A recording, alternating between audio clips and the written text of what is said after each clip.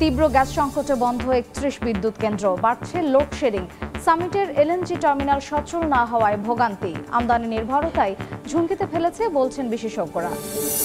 ভারতে বসে ষড়যন্ত্রে লিপ্ত সাবেক প্রধানমন্ত্রী শেখ হাসিনা, আওয়ামী লীগ নেতাকর্মীরা অপকর্ম করে দায় চাপাচ্ছে বিএনপির ঘাড়ে, অভিযোগ দলটির নেতাদের। এবং ক্ষমতার অপব্যবহার করে কোটি কোটি টাকা হাতিয়েছেন সাবেক রেলমন্ত্রী জিল্লুল হাকিম। ছেলের নেতৃত্বে গড়ে তোলেন সন্ত্রাসী বাহিনী, বিপক্ষ মত দমনে ছিলেন বেপরোয়া।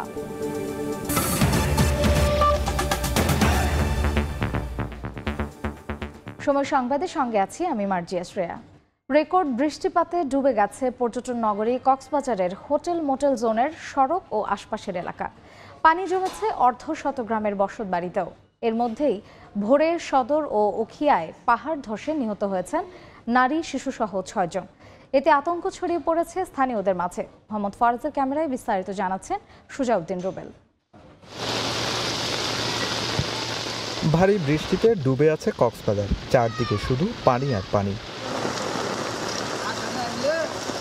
তলিয়ে আছে পর্যটন জোন কলাতলির হোটেল মোটেল এলাকা, সৈকতের লাবণী পয়েন্ট থেকে সুগন্ধা পয়েন্ট সহ বিভিন্ন এলাকা। একই সঙ্গে বৃষ্টিতে প্লাবিত হয়েছে টেকনাফ উখিয়ার অর্ধশত গ্রাম। পানিবন্দী হয়ে দুর্ভোগ পোহাচ্ছে ৫০,০০০-এর বেশি মানুষ। মৌসুমী বায়ুর প্রভাবে কক্সবাজারে গত ২৪ ঘন্টায় ৪০১ মিলিমিটার বৃষ্টিপাত রেকর্ড করা হয়েছে। চলতি মৌসুমে এটি একদিনে সর্বোচ্চ বৃষ্টির রেকর্ড। বৃহস্পতিবার সকাল ৯টা থেকে শুক্রবার সকাল ৯টা পর্যন্ত বৃষ্টিপাতের এই পরিমাণ রেকর্ড করা হয়। ঘর বাড়ি বাজার দোকান দাম সব কিছু এখন দোকানও যে চালাফেরার জন্য যাতায়াতের অনেক কষ্ট হচ্ছে আর কি। গতকালকে আমি সারা রাত ঘুমাতে পারি নাই, ঘরের মধ্যে পানি এক বেত হয়ে গেছে। এখন রোডের মধ্যে গাড়িগুলো এখন চলাচল করতে পারছে না। ঘোরার জন্য আসছি আমি এখানে, মানে ওইরকম ঘুরতে পারতেছি না। থাকার ইচ্ছা ছিল আরো কয়েকদিন, এখন আজকে ব্যাক যাবো আবার ঢাকা। অফিস থেকে শুরু করে রেস্টুরেন্ট সবকিছুতেই পানি। রক্ষণাবেক্ষণ শেষে ৩.৫ মাসেও সামিটের এলএনজি টার্মিনাল সচল না হওয়ায় তীব্র সংকটে জ্বালানি খাত। গ্যাসের অভাবে বন্ধ দেশের অর্ধেক সার কারখানা, ৩১ বিদ্যুৎ কেন্দ্র। নেতিবাচক প্রভাব পড়ছে শিল্প কারখানায়। বিশেষজ্ঞরা মনে করেন নিজস্ব উৎসে জোর না দিয়ে আমদানি নির্ভরতা ভয়াবহ ঝুঁকিতে ফেলেছে জ্বালানি খাতকে। ফারুক ভূঁইয়া রবিনের রিপোর্ট। রাজধানীর তেজগাঁওয়ের ৭ রাস্তা মোড় এলাকা, যেদিকে চোখ যায় গ্যাসের জন্য ঠাঁই দাঁড়িয়ে সারি সারি গাড়ি। গরমে হাঁসফাঁস অবস্থা, তবু অপেক্ষা ঘন্টার পর ঘন্টা। আর এটি এখন দেশে জ্বালানি পরিস্থিতির প্রতীকী রূপ। ৪টা পাম্প ঘুরে আসছে এখানে, একটা পাম্পে কমপক্ষে ১.৫ থেকে ২০০ গাড়ি আছে। ঘন্টার পর ঘন্টা আমরা রাস্তায় পড়ে থাকি গ্যাসের জন্য। আগে গ্যাস লইতে আমাদের সর্বোচ্চ লাগতো ২০ মিনিট সময়, এখন লাগে ২ থেকে ৩ ঘন্টা সময়। ৩ ঘন্টা ৪ ঘন্টা ধরে যদি আমরা গ্যাস নেই তাহলে আমরা ডিউটি কখন করবো? পয়সা নাই, ১০০, ১২০, ৩০, আগে ছিল ১৮০, 200 পয়সা ছিল। যেই গ্যাস পাবো সর্বোচ্চ ৪ ঘন্টা থেকে ৫ ঘন্টা চলবে, আবার গ্যাসের সিরিয়াল। গাড়ির জামাটা উঠাইতে পারি না, নিজের বেতন তো দূরের কথা। কেবল যানবাহনই নয়, অন্যান্য খাতেও সংকট তীব্র। চাহিদার তুলনায় অর্ধেক গ্যাসও যোগান দেওয়া যাচ্ছে না সার কারখানায়। এতে দেশে বর্তমানে ৬ সার কারখানার ৩টিরই উৎপাদন বন্ধ। একই অবস্থা বিদ্যুতের ক্ষেত্রেও। বর্তমানে দেশে বেড়ে চলা লোডশেডিং এর অন্যতম কারণ গ্যাসের তীব্র সংকট। বিদ্যুৎ কেন্দ্রগুলোতে চাহিদার বিপরীতে গ্যাস দেয়া যাচ্ছে মাত্র ৩৮% মতো। ফলে কেবল গ্যাসের অভাবেই বন্ধ ৩১ বিদ্যুৎ কেন্দ্র। একই চিত্র শিল্প কারখানাতেও।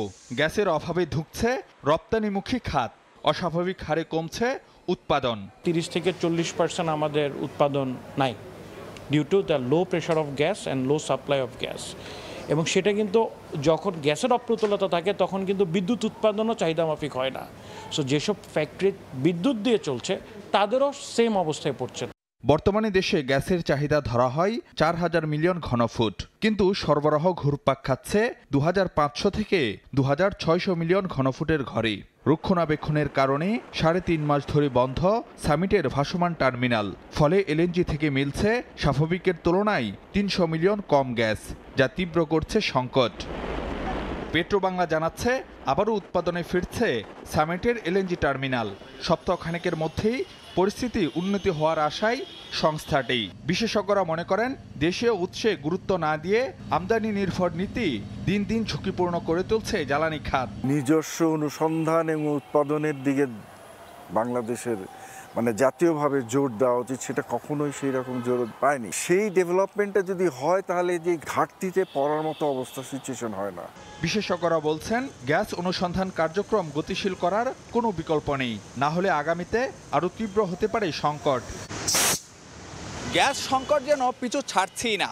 কখনো কখনো পরিস্থিতির কিছুটা উন্নতি হয় বটে, তবে চাহিদা আর যোগানের মধ্যে যে বিস্তর ফারাক রয়েছে তাতে খুব একটা হেরফের হয় না।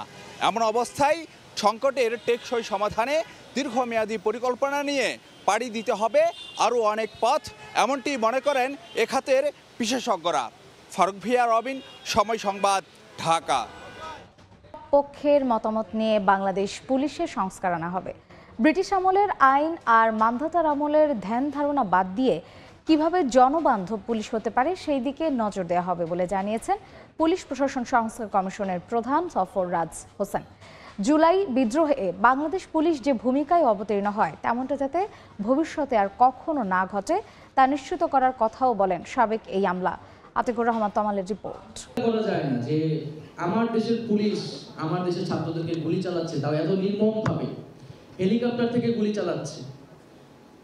আজকে সেই নির্মমতার গল্প কিন্তু পুরো পৃথিবী জানে, এবং পুরো পুলিশ বাহিনীকে এমনভাবে ব্যবহার করা হয়েছে যে আজকে পর্যন্ত এই নতুন সরকার আসার পরেও কিন্তু এই পুলিশ আত্মবিশ্বাসের সাথে দাঁড়াতে পারছে না। প্রশাসনের প্রধান হিসেবে দায়িত্ব পালন করবেন সাবেক আমলা সরফরাজ হোসেন। 2003 থেকে 2007 পর্যন্ত স্বরাষ্ট্র মন্ত্রণালয়ের সচিব ছিলেন তিনি। বাহিনীটিতে সংস্কারের জন্য সব পক্ষের সঙ্গে আলোচনার ভিত্তিতে কাজ করার আশা তার। প্রায় 30-32 বছর চাকরি করছি পুলিশের সঙ্গে, যেটুকু আমার অভিজ্ঞতা আছে আমি একই সঙ্গে চেষ্টা করবো যে পুলিশের রিফর্মসের মাধ্যমে যাতে দেশের এবং জনগণের সবাই মিলে আলোচনা করে আপনাদের সাথে পরামর্শ করবো, স্টেক হোল্ডার তাদের সাথে কথা বলেই আমরা একটা সুপারিশ তৈরি করবো। 1-1.5 মাসে যেটা হয়েছে এটা যেন ভবিষ্যতে যাতে না হয় এটা আমরা চেষ্টা করবো। ইতিমধ্যেই বাহিনীতে পদোন্নতি পেয়েছেন শতাধিক কর্মী। এসপি পদে বদলি হয়েছে 50টি জেলায়। বিভিন্ন পদে হয়েছে রদবদল। আলোচনায় আছে লোগো পোশাক বদলেরও। কিন্তু শুধু ব্যক্তির বদল আর বাহ্যিক পরিবর্তন নয়, পুলিশের পুরো কাঠামোয় পরিবর্তন চায় বাংলাদেশ। আতিকুর রহমান তমাল, সময় সংবাদ, ঢাকা। বসে শেখ হাসিনা এখনও দেশ বিরোধী ষড়যন্ত্র করছে বলে অভিযোগ করেছেন বিএনপি নেতারা। তারা বলেন, অস্থিরতা তৈরি করে আওয়ামী লীগ দেশকে অকার্যকর রাষ্ট্র বানাতে চাইছে। এই সময় বিএনপিকে নিয়ে বৈষম্য বিরোধী ছাত্র আন্দোলনকারীদের সমালোচনার জবাবে তাদের সংযত হয়ে কথা বলার আহ্বান জানান দলটির সিনিয়র নেতারা। বিএনপি চেয়ারপারসন বেগম খালেদা জিয়া ও তার বড় ছেলে তারেক রহমানের নামে দায়ের করা মিথ্যা মামলার প্রত্যাহারের দাবিতে জাতীয় প্রেস ক্লাবের সামনে অবস্থান কর্মসূচি পালন করে দলটির নেতারা। কর্মসূচি থেকে জয়নুল আবদিন ফারুক দাবি করেন, বিএনপি নেতাকর্মীদের বিরুদ্ধে সব মামলা প্রত্যাহার করতে হবে। দেশ বিরোধী ষড়যন্ত্রের জন্য আওয়ামী লীগ নেতাকর্মীদের বিচারের দাবিও জানান তিনি। 16 বছরে বিএনপির মির্জা ফখরুল ইসলাম আলমগীর সহ অসংখ্য নেতাকর্মীরা জেলখানায় যে নির্যাতনের শিকার হয়েছে, বিএনপির অফিসে ঢুকে অস্ত্র রেখে আমাদেরকে মামলা দিয়েছে। জনাব স্বরাষ্ট্র উপদেষ্টা, বিনয়ের সহিত অনুরোধ করি তাদেরকে আইনের আওতায় আনা, মানুষকে একটু দেখান যে এরাই অত্যাচারী, এরাই ক্ষমতা লিপ্সু, এরাই শেখ হাসিনার ডাইন হাত। এদিকে জাতীয় প্রেস ক্লাবে অপর এক অনুষ্ঠানে বিএনপি চেয়ারপারসনের আরেক উপদেষ্টা আব্দুল সালাম অভিযোগ করেন, আওয়ামী লীগের ষড়যন্ত্র এখনো অব্যাহত রয়েছে। তাদের মোকাবেলায় সবাইকে ঐক্যবদ্ধ হওয়ারও আহ্বান জানান তিনি। গত 17 বছরে আওয়ামী লীগ যেভাবে ধ্বংস করে দিয়েছে, এই ধ্বংসের থেকে এই দেশকে উদ্ধারের করার জন্য ঐক্যবদ্ধ শক্তি ছাড়া কোনো বিকল্প নাই। তাই আমরা নির্বাচনের পরেও ঐক্যবদ্ধ সরকার আমরা গঠন করতে চাই। অনুষ্ঠানে প্রধান অতিথির বক্তব্যে বিএনপির স্থায়ী কমিটির সদস্য বেগম সেলিমা রহমান বলেন, আওয়ামী লীগ সরকার বেগম জিয়াকে হত্যার চেষ্টা করেছিল। এ সময় বিএনপির সমালোচনা না করে বৈষম্য বিরোধী ছাত্র আন্দোলনকারীদের সংযত হয়ে কথা বলার আহ্বান জানান তিনি। একজন ছাত্র দলের নেতা বলে যে এই প্রস্তাব আমরা যা বলি তারেক রহমান তাই বলে, কি ভয়ানক কথা। আজকে যদি আপনারা ঐক্যবদ্ধ না থাকতে পারেন তাহলে আপনারা এই কথা কি করে বলেন? আমরা তো আপনাদেরকে অসম্মান করছি না, আপনারা আমাদের নবীন প্রজন্ম, আপনারাই তো দেশটাকে গড়ে তুলবেন। আওয়ামী লীগের অনুপ্রবেশকারীরা নানা অপকর্ম করে বিএনপির ঘাড়ে দায় চাপাচ্ছে বলেও অভিযোগ করেন দলটির নেতারা। আহমেদ সালেহিন, সময় সংবাদ, ঢাকা। জেলা বিএনপির কার্যালয়ে অগ্নিসংযোগ সহ 2 মামলায় ঝিনাইদহ 1 আসনের সাবেক এমপি নায়েব আলী জোয়ারদারকে 4 দিনের রিমান্ডে দিয়েছেন আদালত। সকালে জেলা সিনিয়র জুডিশিয়াল দ্বিতীয় আদালতের বিচারক রুমানা আফরোজ এই আদেশ দেন। গত 4 আগস্ট ঝিনাইদহে বিএনপির দলীয় কার্যালয় ও জেলা বিএনপির সভাপতি বাড়িতে আগুন দেয় আওয়ামী লীগের নেতাকর্মীরা। এ ঘটনায় ঝিনাইদহ 1 আসনের সাবেক এমপি নায়েব আলীকে প্রধান আসামি করে থানায় মামলা করা হয়। গতরাতে শহরের আরবপুর জামতলা এলাকার নিজ বাসা থেকে নায়েব আলীকে গ্রেফতার করে যৌথ বাহিনী।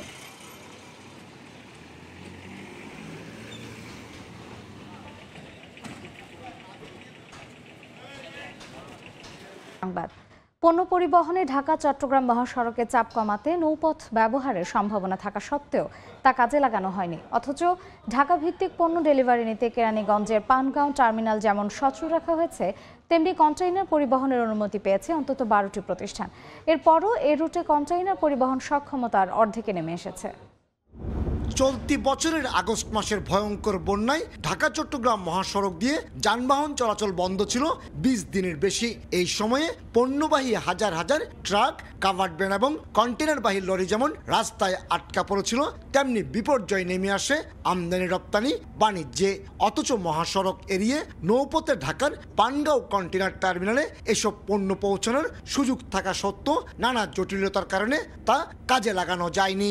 ল্যান্ডড পদ্ধতিটাকে ছেড়ে দিতে হবে, ছেড়ে দিলে এই পানগাঁও টার্মিনালটা কিন্তু ওয়ার্কেবল হয়ে যাবে। তখন একটা ইনকেস আমার রেল বন্ধ হয়ে গেলে, আমার যদি রোড বন্ধ হয়ে যায়, কিন্তু আমার রিভার বন্ধ হবে না কোনো সময়। তো এইটার ব্যাপারে সরকারকে চিন্তা করতে হবে। চট্টগ্রাম বন্দর থেকে ঢাকার পানগাঁও রুটে সরাসরি কন্টেনার পরিবহন শুরু হয় 2013 সালে।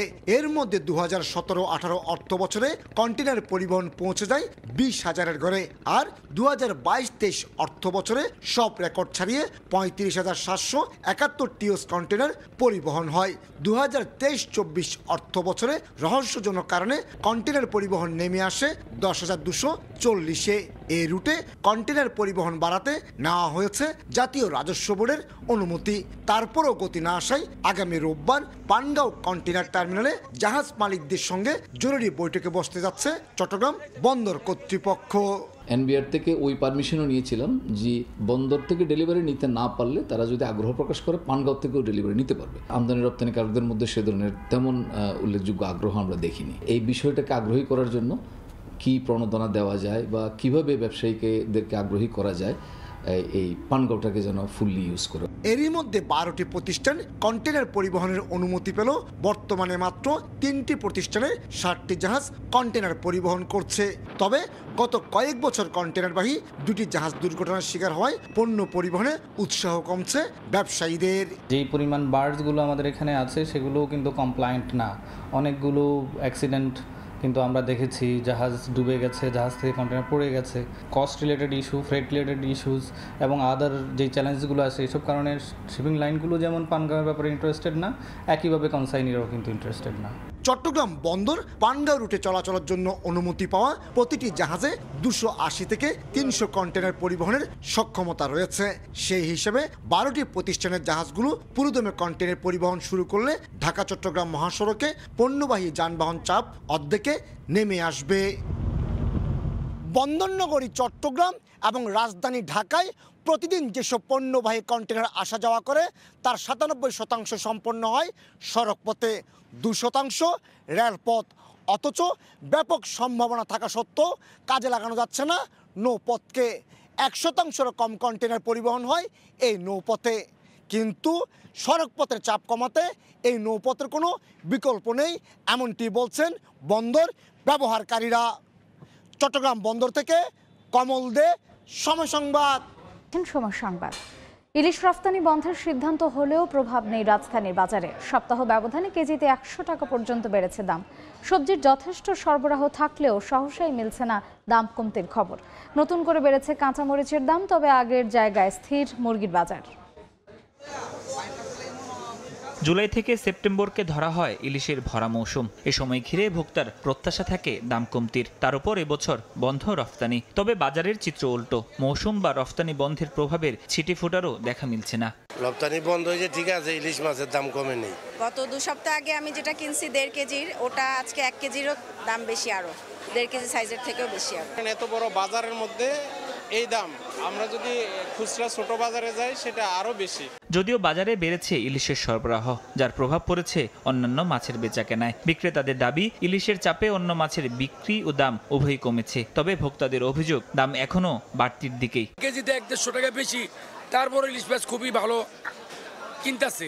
ইলিশ মাছের মৌসুম চলতেছে, সবাই ইলিশ মাছ খাইতে পছন্দ করে, বিদায় অন্যান্য মাছের দিকে চাহিদাটা খুব কম। চিংড়ি মাছ, ইলিশ মাছ আমগো মধ্যবিত্ত মানুষের কেনার মতো সাধ্য না, যে বেতন কথা বুঝছেন। আর বাইং মাছ লইছিলাম, বাইং মাছের কেজি, ছোট বাইং মাছ 800 টাকা কেজি। এদিকে শুক্রবার ছুটির দিনে বাজারে বেড়েছে সবজির সরবরাহ। তবে 2 দিনের ব্যবধানে নতুন করে 20 থেকে 30 টাকা বেড়ে কাঁচামরিচ বিক্রি হচ্ছে 170 থেকে 180 টাকায়। আর পটল, ঢেঁড়স, কাকরুল বিক্রি হচ্ছে 50 থেকে 60 টাকা কেজিতে। ক্রেতারা বলছেন, কয়েকটি পণ্যের দাম কিছুটা কমলেও এখনো অধিকাংশ পণ্যের দামই চড়া। ভালোই সবজির পরিমাণ এখন আছে, কিন্তু দাম অতটা হাই নেই, মোটামুটি ভাবে কম আছে। 50-এর নিচে আছে পেঁপে, আর 50-এর ভিতরে কয়েকটা আইটেম আছে, আর 50-এর উপরে হলো বাকি আইটেমগুলা। মানুষের যে আয়, সে আয়ের সাথে আসলে আমাদের দ্রব্যমূল্যের কোনো সঙ্গতি নেই। সপ্তাহখানেক ধরে অনেকটা স্থির মুরগির বাজার। ব্রয়লার মুরগি কেজি প্রতি বিক্রি হচ্ছে 170, আর সোনালী মুরগির দাম 240 থেকে 250 টাকায়। ফরহাদুর রহমান, সময় সংবাদ, ঢাকা। এ পর্যায়ে শীর্ষ সংবাদগুলো জানিয়ে দিচ্ছি আরেকবার। তীব্র গ্যাস সংকটে বন্ধ 31 বিদ্যুৎ কেন্দ্র, বাড়ছে লোডশেডিং। সামিটের এলএনজি টার্মিনাল সচল না হওয়ায় ভোগান্তি, আমদানি নির্ভরতায় ঝুঁকিতে ফেলেছে বলছেন বিশেষজ্ঞরা।